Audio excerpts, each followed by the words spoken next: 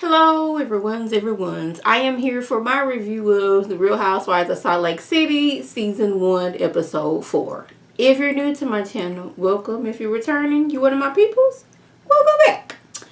So, the ladies, they are still at Whitney's, 1920s slash stripper show party that she got going on. Everybody's having a good time. All the ladies, they're sitting amongst each other. Jen walks up and she is trying to give, she's trying to have a mean mug on her face, but Botox is preventing that. But I can tell that she was trying to give that. But anyway, she pulls Meredith to the side because she's still upset that Meredith had canceled the whole sleepover. Now she's blaming all this on Mary when she should be blaming this on Brooks. Mary ain't had nothing to do with the cancellation of sleepovers. It was Brooks basically acting like he was the mama, telling her how uncomfortable he was. Like, first of all, y'all, this was grown folks' business. Yeah, you were of age, Brooks. But this is your mom and your friend talking. Why was you still in the living room? You should have took you and your sister going to the movies in the other room, something. But you sat there and participated in grown folks' business, and then you didn't like what you saw. Meredith doesn't want to hurt Jen's feelings because her kids was uncomfortable with the way she was acting. Like I said, had he him and his sister taken their tail in another room, they wouldn't have been uncomfortable with nothing because they wouldn't have seen the way Jen was acting. And let's make things clear. Jen did not have her private regions in his view. He was right here. She was sitting on a couch, but she was turned like this, so her legs, and that was going to be over here, not right here, but he was putting 20 on 20. Still don't know why Brooks had his own confessionals. I think this is the first time. Only Housewives I watch is Atlanta, Potomac, and now Salt Lake City. I don't know about New Jersey, New York, Orange County, or Beverly Hills. Do their children have their own confessionals? I don't know that, but she don't want to let her know that it's my kids that was uncomfortable with you. Now, Jen thinks that maybe she doesn't want to hang out with her because now she's friends with Mary, and Mary would be mad if they hanging out. Mary ain't said hello, Doc His Foot about y'all two hanging out. She invited Whitney and Whitney's daddy to, church with her. So I don't know why she not mad at Whitney, because she was there too hanging out with Mary. Mary is confused because Meredith is confused because Mary has nothing to do with why she didn't come to sleep over. But she's like, I thought y'all made up. But Jen over talking about something. She only accepted her apology because it was your birthday and I didn't want to make a big scene out of things or nothing. And I was like, you already made a big old scene out of everything. Then she's like upset and probably had a little drink in her, and she bust out, "You're gonna go out hang out with Mary, who had sex with her granddaddy?" I was like, she said it loud to where everybody in the facility heard what she said. The murder she's heard, she be having this whole thing where she start bugging her eyes when she's talking, and I don't know what that's all about, but hopefully we'll find out. I don't know if that's trying to be extra dramatic or what, but she, every once in a while, her eyes will get bugged out. Everybody's looking like, I can't believe she said that. Like, even though it is true, I can't believe she said that. Like, yeah, that is not technically her blood granddaddy, but still, this is somebody who was in the family. I don't care if he was married to your grandma for 2 weeks.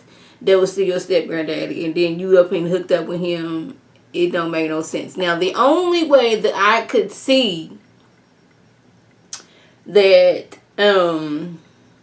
Mary and her step granddaddy got together is she hadn't seen Grandma in a while. Grandma got married, to her husband. Grandma Grandma passes away. Then, Mary, she comes to town because she was out of town. This is the only way I could see if it wouldn't be so weird. She started talking to Granddaddy. They get together and get married and then find out this was Grandma's husband. This is the only way that it wouldn't be creepy. But this whole, I was willed to him, like, you can't will a person, that's one thing. If you just say that, you wanted to get with Granddaddy, your grandma's husband, and keep it pushing.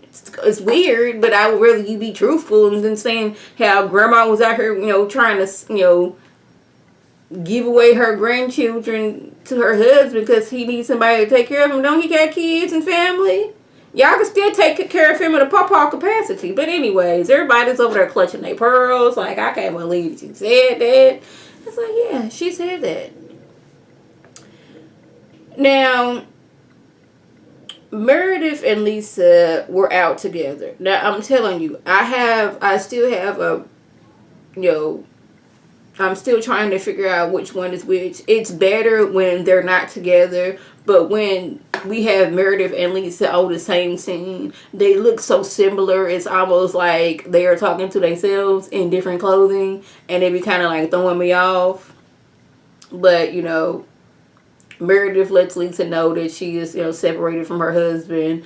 And I don't know what was going on with Lisa's facial expression. It's like she was saying that she was sad, but it looked like she was laughing at the same time. I was kind of confused. They was looking at artwork for her. She's upset because they are going through this, you know, troubling and traumatic, you know, situation in their life. Yet she said she was sad, but it was like tears was not coming, so I was confused. That's what was going on with them. Now, y'all, Mary's son, he out here spoiling his little girlfriend. Yeah, he out here buying her chinchilla coats, buying her Prada handbags, buying her dogs. I'm like, chinchilla coats and Prada handbags, like, I guess if you got the money, do it. But I just couldn't see my child, because I know my child ain't got no job like that. So basically, I am, you know, buying all these things for your girlfriend. But Mary, she kind of jealous because, you know, the son ain't never bought her no gift like this. So I was like, because that's not your man, that's your son. I was kind of weirded out last week. You were saying this is the love of your life. That should be your husband. You should love your child, but like him being the love of your life sounded kind of weird. But anyways, she wants to throw a luncheon because, you know, on these shows when a few people in the group are at it, we have to throw a lunch. We have to go to lunch. We have to go to a dinner so we can hash things out. And this is going to be a theme one. This is going to be, you know, Met Gala theme, which I thought was odd because the Met Gala, their theme is different every year. So I was confused about that, but I was like, this is what she wants to call it. She wants to call it the Met Gala, even though I just said that the Met Gala, their theme is different every year, but this is what she's going with. Now, Jen, she over there venting to Heather about, like, her frustrations with Meredith and Mary's friendship, and she lets it slip that Meredith and her husband are separated. Like, only a few people know. Lisa just now found out. Jen already knew because, you know, she over here spilling the tea now. But I'm like, you over here, you rolling wrong, what's your name, Jen? You rolling wrong.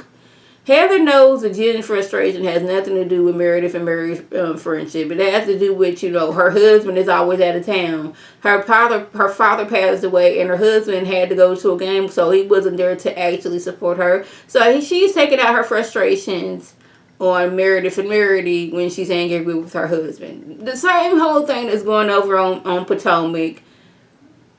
Monique is frustrated with Chris, and she's taking it out on Candace, basically. Now, the ladies show up to Mary's, you know, little function, and they shading her, because it's like, I don't know if she know what Met Gala is, but I guess maybe she thinks it sounds fancy. Like, they roll up, it's red carpets, it's little toys, like human toy soldiers out there to, you know, greet them. They each get a personalized pin, you know, some Louis Vuitton AirPods. Didn't know that was a thing, because apparently that is out of my price range, so I didn't know Louis Vuitton and AirPods had a collaboration. I think they were saying it was AirPods. I could be wrong. Y'all correct me, but respectfully, you know, down below.